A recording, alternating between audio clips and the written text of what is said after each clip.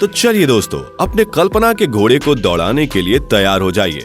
अगर मैं आपके सामने एक ऐसा सवाल रख दूं जिस सवाल के बाद आपका दिमाग चकरा जाए तो मुझसे फिर ना कहिएगा।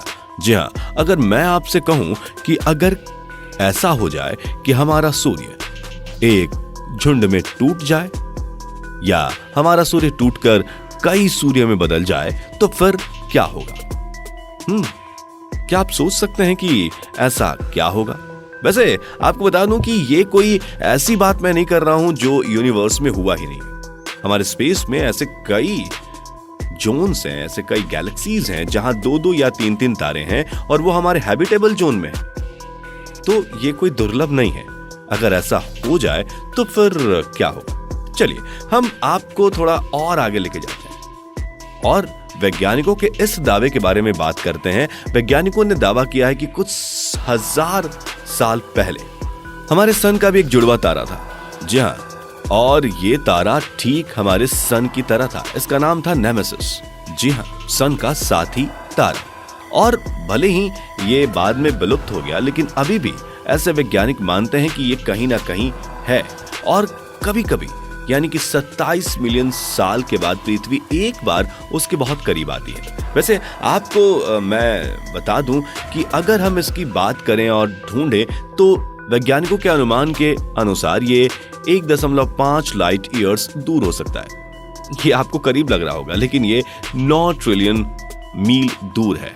यानी कि इसके पास जाने तक हमें 50 लाख साल लंबा सफर तय करना पड़ेगा। वैसे आपको बता दूं कि हर बार ये जो नेमेसिस है ये हमारे पूरे सौर मंडल को बहुत ज्यादा प्रभावित करता है। अब आप सोच रहे होंगे कि कैसे? तो मैं आपको बता दूं कि ये ऐसे करता है क्योंकि ये अर्थ बादल्स बनाता है।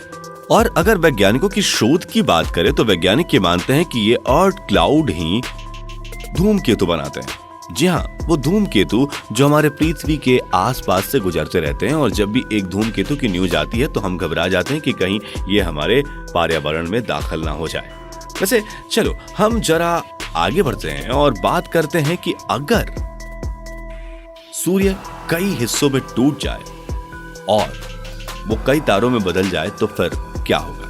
चलिए हम इसको लेके आगे बढ़ते हैं। वैसे आपको बता दूं कि सर आइजैक न्यूटन वो सबसे पहले थे जिन्होंने इस बात पे ध्यान दिया था कि सूरज का इकलौता साथी तारा भी कहीं मौजूद है, जिन्होंने पृथ्वी पर गुरुत्वाकर्षण की खोज की थी। तो हम आ जाते हैं अपने अगले इस सिमुलेशन में कि अगर सूर्य को हम 5 भागों में विभाजित कर दें, या चलो हम इसे छोटे छोटे 10 सूर्य में अगर तोड़ दें तो क्या होगा? अब ये एक दूसरे से ज्यादा दूर नहीं होंगे और ये एक दूसरे के पास ही होंगे, लेकिन ऐसा होने के बाद तुरंत से पृथ्वी खत्म हो जाएगी। पूरा वातावरण यानी कि पूरा स्टार सिस्टम ही, सोलर सिस्टम ही खत्म हो जाएगा। जी हाँ, एक दूसरे से वो टकराएंगे और उसके बाद से गुरुत्वाकर्षण जिसने बांधे रखा है पूरे सोलर सिस्टम को वो खत्म हो जाएगा। इसके बाद से प्लैनेट्स आपस में टकरा जाएंगे और एक बहुत ही भयंकर सुपरनोवा विस्फोट होगा, जिसके बाद से हम सभी खत्म हो जाएंगे। हाँ, बस कुछ ही मिनट्स होंगे हमारे पास, बस कुछ मिनट, और एक प्रकाश की बहुत बड़ी पुंज आके हमसे टकराएगी और जीवन बिल्कुल खत्म हो जाएगी। चलो हम आगे चलते हैं और थोड़ा आगे बढ़ते हैं और दूसरे विकल्प की तरफ चलते हैं। इसमें हम अगर ये बात करें कि ये अगर 4 या 5 या 10 भाग में टूट जाए सूरज, लेकिन ये एक दूसरे से थोड़ा सा दूर हो, तो फिर क्या हो? अगर कुछ भाग ये सौर मंडल छोड़ के कहीं और चले जाएं तो क्या होगा? जानते हैं तब क्या होगा? तब जो हमारा सूर्य होगा उसका गुरुत्वाकर्षण बहुत ही कम होगा और लेस ग्रेविटेशनल फोर्स की वजह से सारे प्लैनेट्स रोग्स प्लैनेट्स हो जाएंगे और ये इस सौर मंडल से कहीं और निकल जाएंगे। हो सकता है कि कुछ प्लैनेट्स आपस में टकरा जाएं और फिर सूरज से ही टकरा जाए, या सूरज ही इनकी तरफ अट्रैक्ट हो जाए और फिर वही होगा जो हम कर रहे हैं। जी हाँ, आपस में टकराएंगे और ये बिल्कुल भी मजेदार नहीं होगा। हमारी जिंदगी फिर से यहाँ भी खत्म हो जाएगी। अब चलिए हम आगे चलते हैं और अगले विकल्प की बात करते हैं। जी हाँ, अगर हम बात करें कि सूर्य के ये सारे टुकड़े टूट जाएं और आसपास एक दूसरे का चक्कर लगाते रहें तो क्या होगा? चलो हम मान लेते हैं कि हजारों सिमुलेशन के बाद अगर ऐसा होता है कि कुछ स्टेबल हो जाता है और एक दूसरे से ग्रह टकराते नहीं हैं, क्या होगा? तब भी बहुत सारी मुश्किलें आएंगी गाइस, क्योंकि पृथ्वी का जो ऑर्बिट होगा वो पूरी तरह से भयंकर हो जाएगा। वो किसके चक्कर लगाएगी? क्या वो सारे सूरज का चक्कर लगाएगी? सूरज खुद का ही चक्कर लगा रहे हैं, तो फिर पृथ्वी किस तरफ अपना चक्कर लगाने के लिए चाहिए? यहाँ भी प्रॉब्लम ऐसी ही आने वाली है। जी हाँ, और उसके बाद हम ये भी तो बात करेंगे कि अगर ये सारे सूर्य एक दूसरे का चक्कर लगा रहे हैं और फिर जो ग्रह हैं उनका चक्कर लगाने की कोशिश कर रहे हैं, तो क्या एक दूसरे के ऑर्बिट में एक दूसरा ग्रह नहीं आ जाएगा? और फिर आपस में ग्रहों की तालमेल कैसे बनेगी? वैसे अगर बन भी जाए तो हमारे लिए बहुत मुश्किल होगा, क्योंकि पृथ्वी का जो ऑर्बिटल रोटेशन होगा वो बहुत ही अनस्टेबल होगा और हम यहाँ बस हिलते रहेंगे। वैसे अगर मैं आपसे कहूं कि ये चीजें पहले हो चुकी हैं पृथ्वी के साथ, तो आप कहेंगे कि नहीं, ये तो सही नहीं कह रहा हूं, लेकिन ये बिल्कुल सही कह रहा हूं मैं। ऐसी चीजें हो चुकी हैं। आज से लगभग 70,000 साल पहले एक रेड डॉर्फ ठंडा तारा हमारे सौर मंडल में प्रवेश करता है।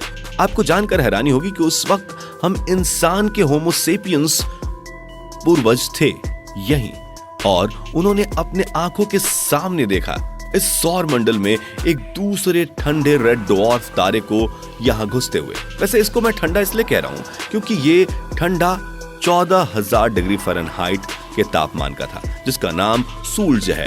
जी हाँ, सूरज अरेट, जिसने इस सौर मंडल में एंटर किया। उसके बाद से ये तारा पूरे ऑर्बिटल गुरुत्वाकर्षण को बिगाड़ता है, और फिर जैसा सिचुएशन हमारे इसके जस्ट पहले के सिमुलेशन में आया था, वैसा ही रियल में आ जाता है। पृथ्वी अपने अक्षांश पर डोलने लगती है। बहुत सारे वॉल्केनोज और बहुत सारा भूकंप हम फील करते हैं, जिससे पृथ्वी पूरी तरह से अनस्टेबल हो जाती है। यह तारा बिल्कुल चमकीला नहीं था, किसी ग्रह की तरह लग रहा था, और उन्होंने ये देखा। जी हाँ, और आप सोचिए, इमेजिन कीजिए कि वो तारा सूर्य के सोलों के साथ आता है और फिर इस सौर मंडल से बाहर निकल जाता है। बहुत ही ज्यादा ज्वालामुखी घटनाएं निकली, उल्का पिंड हमारे धरती पर गिरे, और फिर भी अगर यहाँ कुछ ऐसा हुआ होता कि जिंदगी तबाह हो जाती, तो शायद हम अभी ये वीडियो नहीं देख रहे होते। बिल्कुल नहीं, क्योंकि होमो सेपियन ही खत्म हो जाते। तो कुछ ऐसी चीजें हुई जिससे हम बच गए, और फिर हम अभी तक जिंदा हैं और ये वीडियो लकीली हम देख रहे हैं। वैसे आपको बता दूं कि अगर इस तरह का होता है सिचुएशन कि पृथ्वी इस तरह से स्टेबल होती है, तो इसका ऑर्बिटल तो स्टेबल नहीं होगा और हम बहुत ज्यादा ही भूकंप, ज्वालामुखी का सामना करेंगे। इसके साथ साथ सुनामी का भी हम सामना करेंगे, जिसकी लंबाई बहुत ऊंची होगी। वैसे आपको बता दूं कि दिन की लंबाई में परिवर्तन होगा, मौसम पूरी तरह से एक जैसे नहीं रहेंगे, बहुत ही अनस्टेबल होंगे,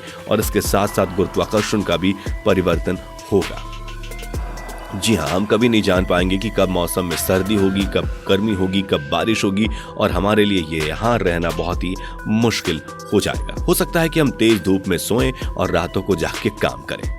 जी हाँ, और ये बहुत ही बुरा होगा, क्योंकि पराबैंगनी किरणें और सौर्य हवाएं बिल्कुल हमारे तरफ आती रहेंगी, जिससे हमारा ग्रह धीरे धीरे नष्ट होने के कगार पर चला जाएगा। जी हाँ, तो अब इसके बारे में आप सोच सकते हैं। अगर इसके बाद भी पृथ्वी जीवित रहा, तो हम आपको बता दें कि हम स्वयं को बचाने के लिए हमें बहुत ज्यादा टेक्नोलॉजी की जरूरत होगी, और हमें फिर से एक अलग सिस्टम अपने लिए तैयार करना पड़ेगा। वैसे भविष्य में ऐसा संभव भी है, इसलिए नासा वर्तमान में एक योजना पर काम कर रही है। वो काम कर रही है कि हम सभी प्रॉक्सिमा पे चले जाएं। प्रॉक्सिमा सेंचुरी के उस ग्रह पे, जिसको प्रॉक्सिमा बी कहा जा रहा है, जहां हम जाके शरण ले सकते हैं, क्योंकि सूर्य आने वाले फ्यूचर्स में तबाही ला सकता है। एक तो एक सिद्धांत कि सूर्य हमारे पूरे सौर मंडल को खुद ही खा जाएगा, क्योंकि वो एक बड़ा होता हुआ तारा है। तो हो सकता है कि ऐसा हो, लेकिन तब तक तो आप हमारे वीडियोस को एंजॉय कर सकते हैं। हमारे और भी बहुत सारे वीडियोस हैं जिसमें इस तरह की अमेजिंग जानकारी है जो आपके दिमाग को बहुत ज्यादा एक्सपैंड करती है। तो उसे आप जरूर देखिए हमारे प्लेलिस्ट पे जाके, और साथ ही चैनल को अब तक सब्सक्राइब नहीं किया, नए हैं तो चैनल को सब्सक्राइब कीजिए, और इस तरह की जानकारियां लगातार इस चैनल पे हम आपको देते रहेंगे।